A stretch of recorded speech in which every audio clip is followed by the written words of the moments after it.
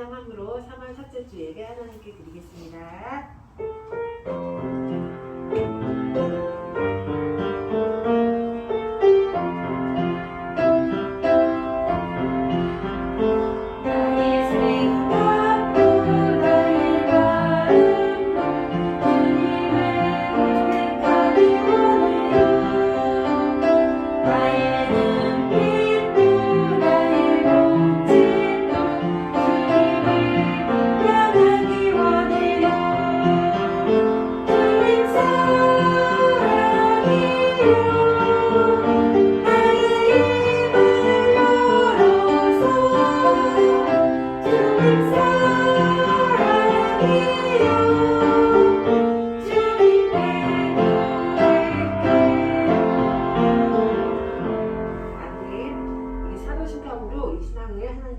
고백하겠습니다.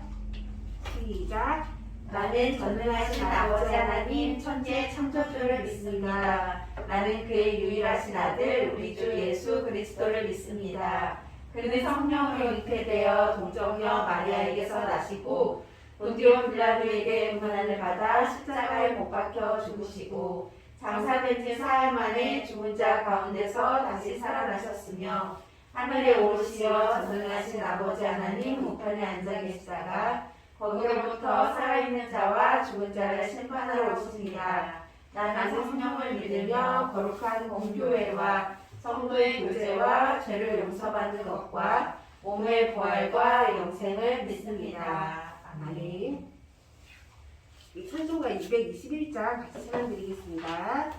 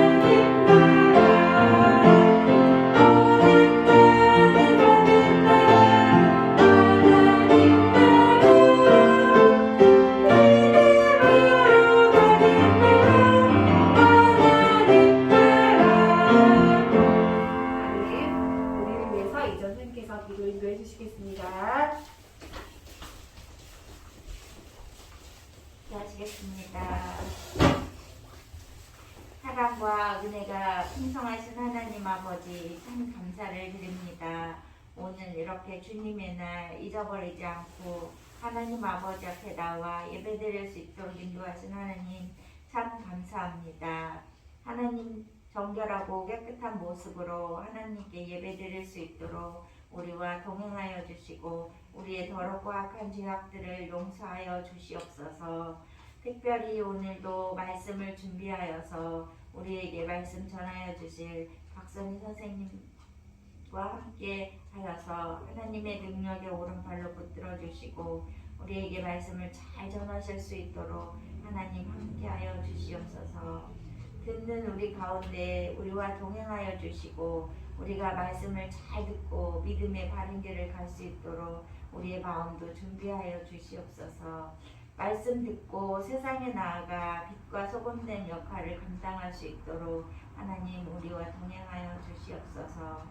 믿지 않는 많은 사람들에게 예수님을 증거하는 우리 친구들이 되게 도와주시옵소서. 코로나19로 오랫동안 만나지 못하지만 떨어져 있어도 믿음과 말씀과 기도로 믿음 잃어버리지 아니하도록 하나님 도와주시고 건강 잃지 않도록 하나님 붙들어 주시옵소서. 감사드리며 예수님의 이름으로 기도합니다. 아멘.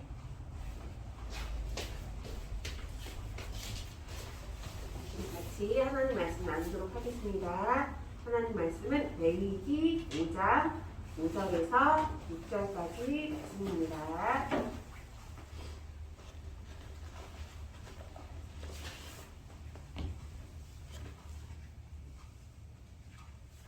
우리 7절까지 레위기 5장 5절부터 7절까지의 말씀 하나님 말씀 같이 보겠습니다. 제가 먼저 읽고 여러분이 읽고 그다음 같이 7절 읽을게요.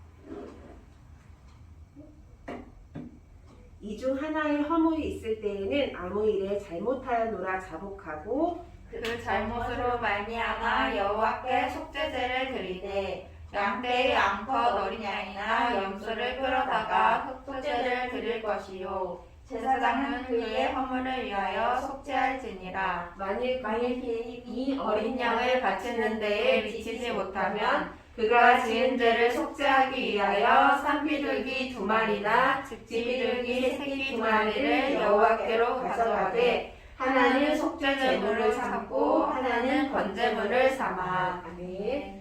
우리 레위기 5장 2절부터 6절까지의 말씀 같이 읽었습니다.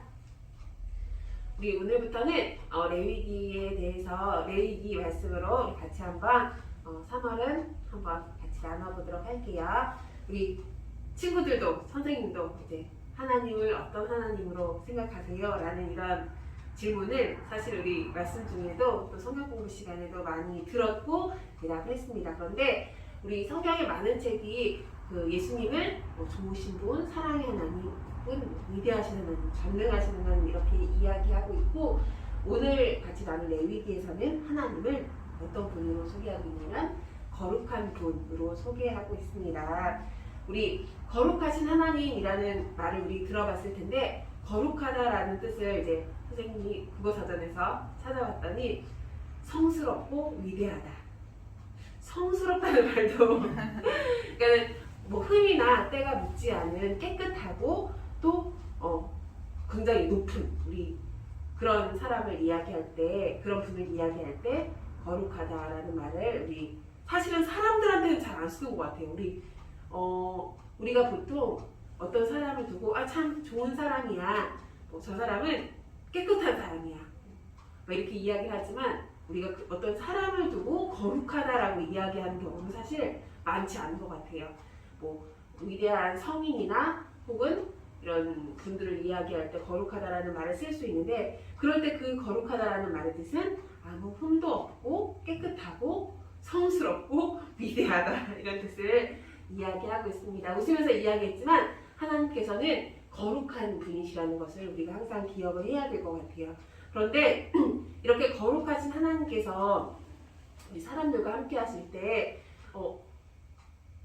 거룩하신 하나님께서 우리 흠과 때가 많고 또 죄를 많이 짓는 또 살아가면서 여러 가지 하나님 뜻에 맞지 않는 행동을 하는 우리와 함께 할 수 있을까요?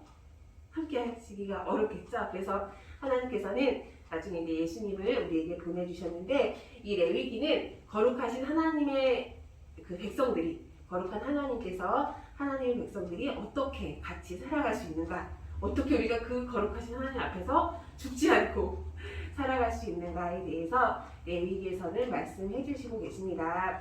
우리 하나님의 백성인 우리가 죄를 지었을 때는 어떻게 해야 될까요? 첫 번째 어떻게 될까요?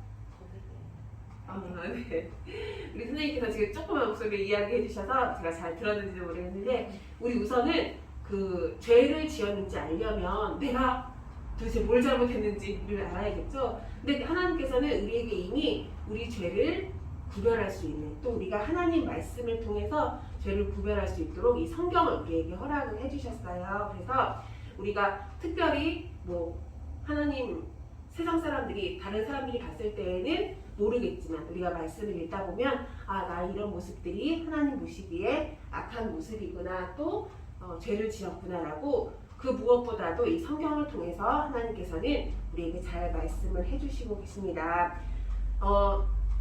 하나님의 말씀인 이 레위기를 통해서, 또 우리 성경을 통해서 옳고 그름을 판단하는 기준이 내 생각이 아니라, 또 다른 우리 주변의 사람들의 생각이 아니라 하나님의 말씀을 통해서 오직 죄고 아니고 이걸 구별할 수 있다는 것을 우리에게 말씀해주고 계세요.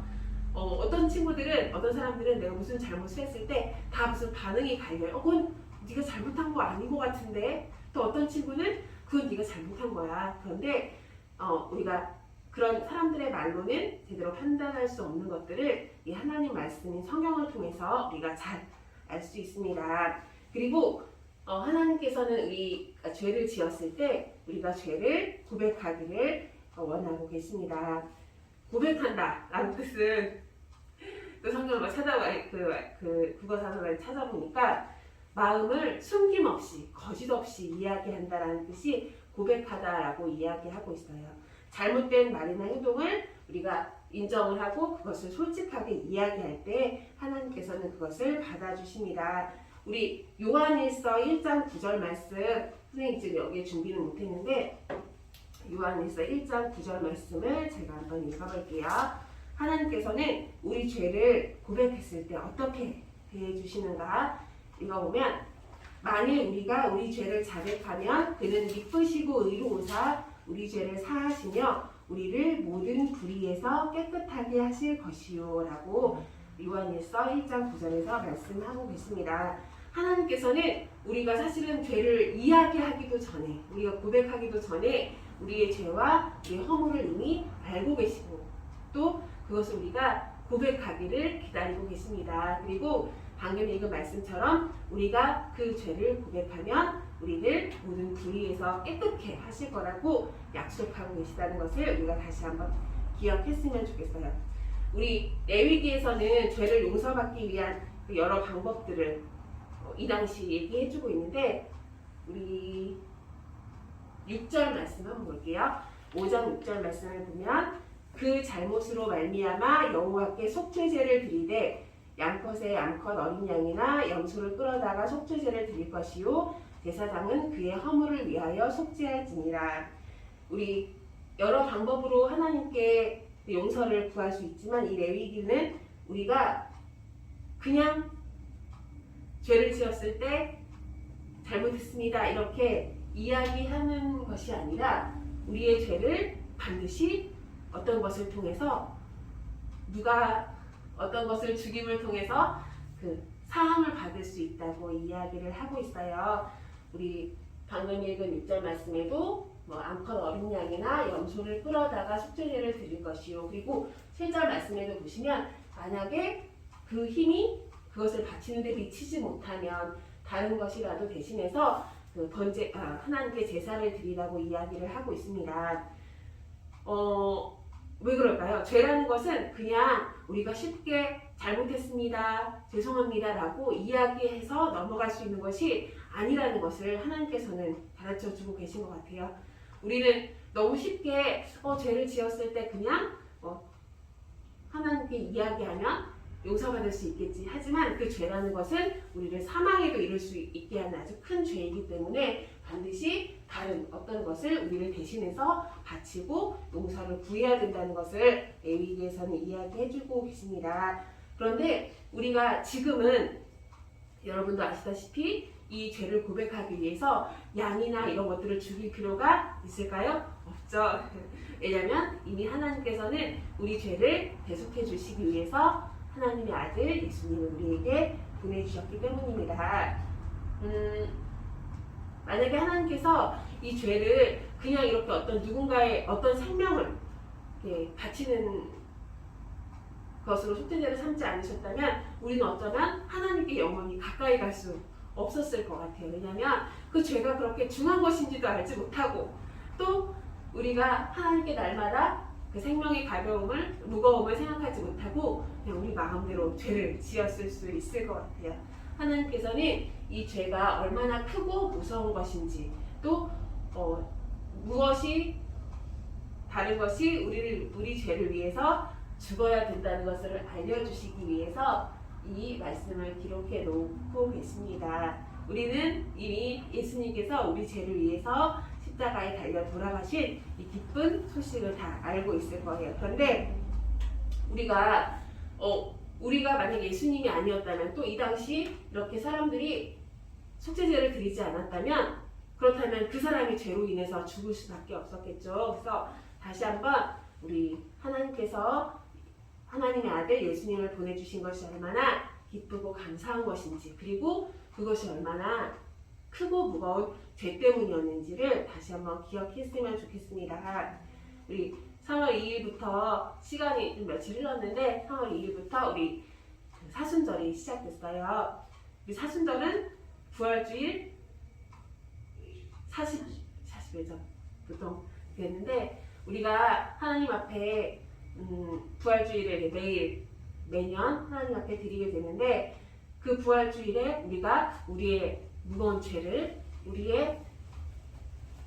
하나님께서 우리를 위해서 보내신 십자가의 그 예수님을 얼마나 기억하고 있는지 다시 한번 생각해 봤으면 좋겠습니다. 처음 시작할 때는 처음 예수님을 믿었을 때에는 우리가 조금 그 감사하는 마음을 가지고 있지만 시간이 지나고 우리 예배를 드리고 또 말씀을 읽다 보면 그게 너무 아무것도 아닌 것처럼 느껴질 때가 많은 것 같아요. 하지만 제일 중요한 것이 하나님께서 예수님을 우리에게 보내주셨다는 것을 다시 한번 기억하면서 더욱더 감사하는 우리 친구들이 되었으면 좋겠습니다. 기도하고 마치겠습니다. 하나님 감사합니다. 우리를 사랑하시고 인도하시는 주님, 우리를 위해서 예수님을 이 땅에 보내주심을 다시 한번 감사드립니다. 어떤 생명이 죽지 않고는 우리의 죄를 용서받을 수 없음을 다시 한번 기억할 수 있도록 도와주세요. 예수님께서 우리를 위해 십자가에 달려 죽으심으로 우리가 다시 한번 하나님께 나아갈 수 있는 기회를 얻음을, 하나님의 자녀가 될 수 있는 감사함을 우리가 다시 한번 늘 느끼며 생활할 수 있도록 주님 도와주세요. 그리고 이 감사함을, 이 기쁨을 다른 친구들에게도 전하고 알려줄 수 있는 우리 아동부 친구들 다 될 수 있도록 주님 인도해 주세요. 감사드리며 예수님의 이름으로 드렸습니다. 아멘. 우리 주기도문으로 예배를 마치겠습니다. 시작. 하늘에 계신 우리 아버지의 이름을 거룩하게 하시며 아버지의 나라가 오게 하시며 아버지의 뜻이 하늘에서와 같이 땅에서도 이루어지게 하소서. 오늘 우리에게 일용할 양식을 주시고 우리가 우리에게 잘못한 사람을 용서하여 준 것 같이 우리 죄를 용서하여 주시고 우리를 시험에 빠지지 않게 하시고 악에서 구하소서. 나라와 권능과 영광이 영원히 아버지의 것입니다. 아멘.